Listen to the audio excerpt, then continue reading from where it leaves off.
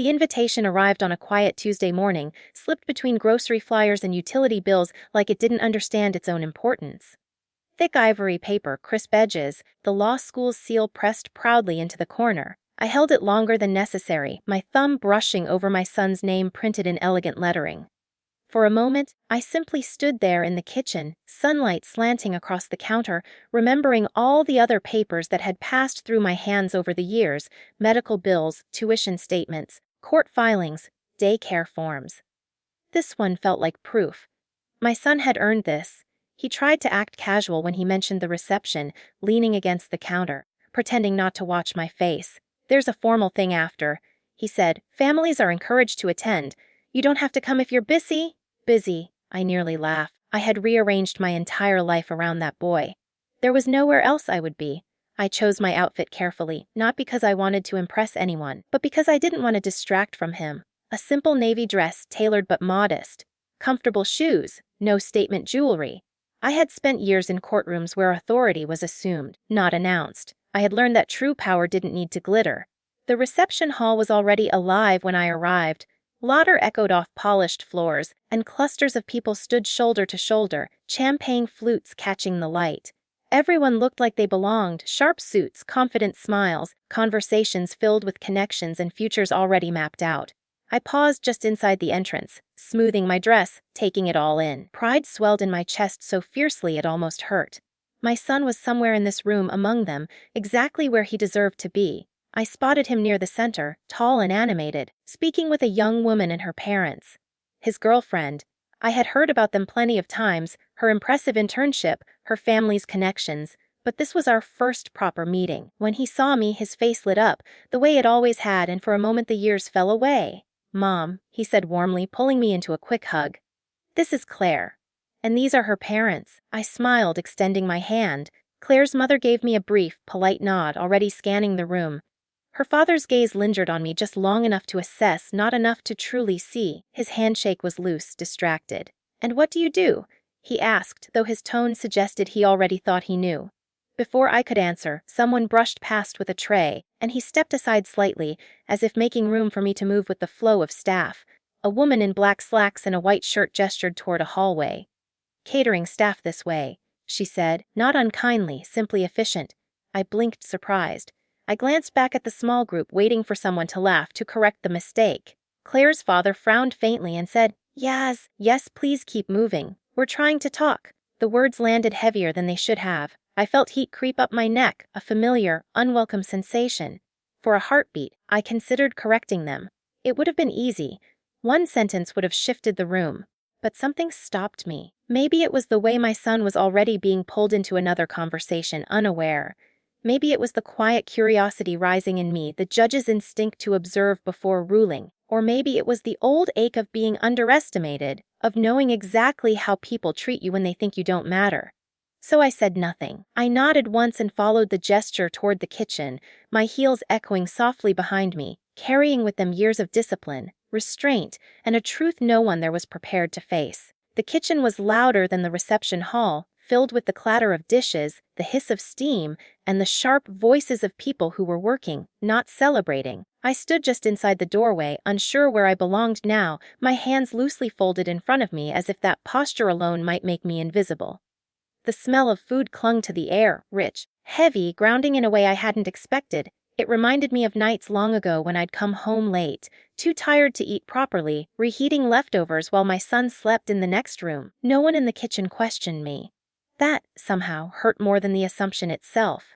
I blended in seamlessly, another woman who looked like she knew how to stay out of the way. I stepped aside as a server rushed past, nearly colliding with me, muttering an apology without ever meeting my eyes. The efficiency of it all was practiced, automatic. People saw what they expected to see.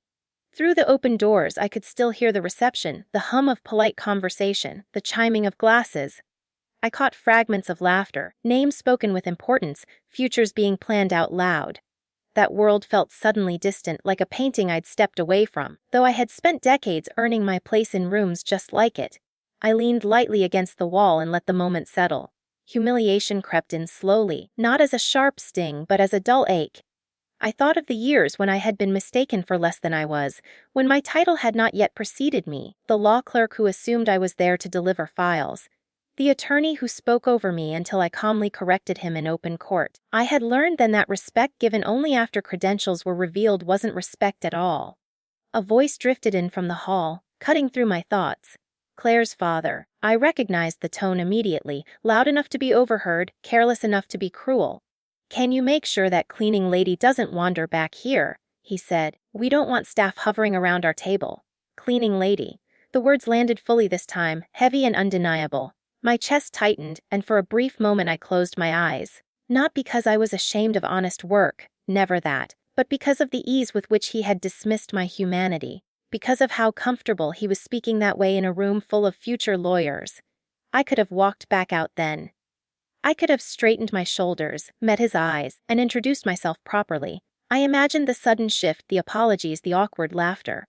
I imagined his face paling as he realized his mistake. But justice, I reminded myself, was not about impulse. It was about timing. I stayed where I was. From my place near the doorway, I watched my son pass by, his expression bright, his voice animated as he spoke to a professor. Pride swelled in me again, layered now with something more complicated. He didn't see me. He didn't know. And I decided in that moment that I would not burden him with this, not yet. This night was his, and I would not stain it with my wounded pride. Instead, I listened. I listened to the way people spoke when they thought no one important was listening. I listened to the careless jokes, the quiet assumptions, the hierarchy that placed worth on appearance rather than character.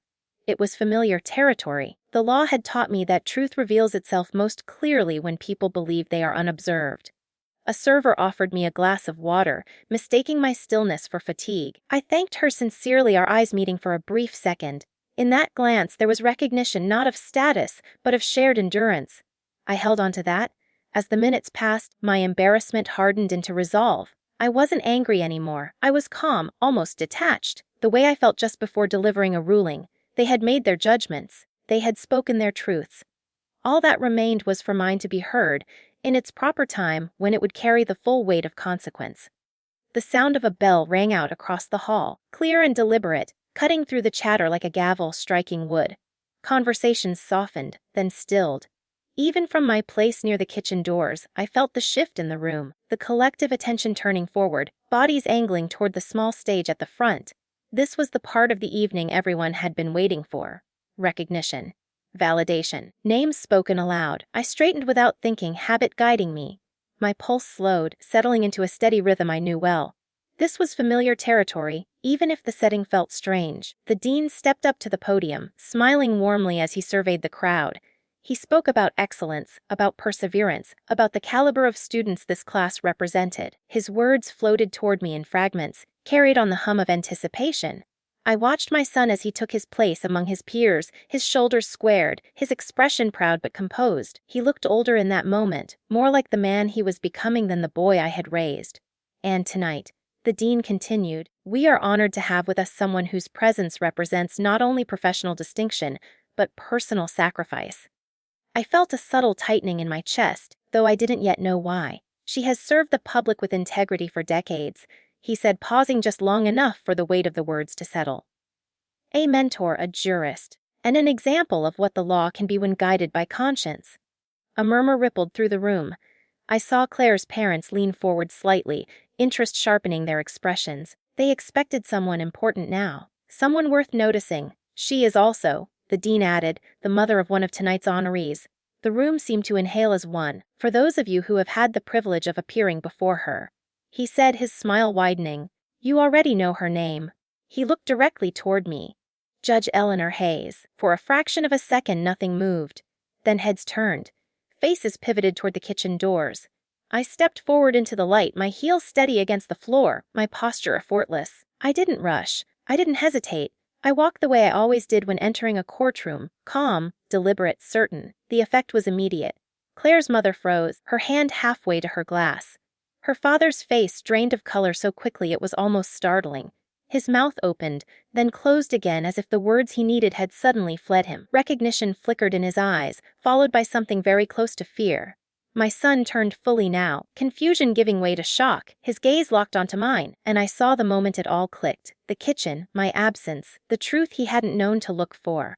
His eyes filled, and he pressed his lips together, emotion breaking through his composure. I reached the stage and shook the dean's hand. The applause came then, hesitant at first, then swelling, filling the room until it was impossible to ignore. I let it wash over me without acknowledgement. Applause had never been why I did what I did.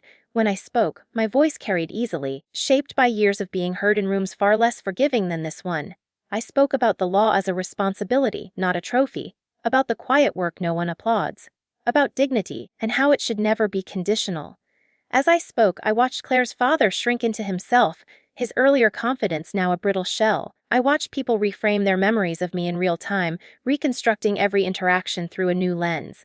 That, I knew, was the real reckoning, not public shame, but private realization. I ended simply, congratulating the graduates and thanking the families who stood behind them. When I stepped away from the podium, the applause returned, louder this time. I met my son's eyes once more as I returned to my place. He nodded, a small reverent gesture filled with pride and something close to awe. The truth had been spoken, and there was no taking it back. The room never quite recovered its earlier ease. Conversations resumed, but they were softer now, more careful, as though everyone had suddenly become aware of the weight of their own words. I felt it as I moved through the space, people straightening when they noticed me, smiles appearing a second too late, respect hurriedly assembled where none had existed before. I accepted it all with the same quiet composure I carried in court. Performative reverence interested me far less than understanding. My son reached me first. He didn't speak right away. He simply wrapped his arms around me, holding on longer than usual, his shoulders tight with emotion. When he pulled back, his eyes were red and jaw clenched. "I didn't know," he said quietly. "Not an excuse?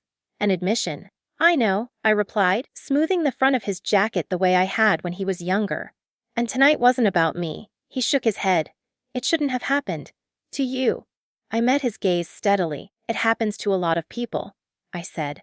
"Most of them don't get a microphone afterward." He exhaled slowly, nodding. I could see the conflict in him, pride warring with anger, gratitude tangled with guilt. I hoped, more than anything, that he would carry the lesson forward without letting it harden him. We were interrupted by hesitant footsteps. Claire stood a few feet away, her hands clasped tightly in front of her. She looked nothing like the confident young woman from earlier.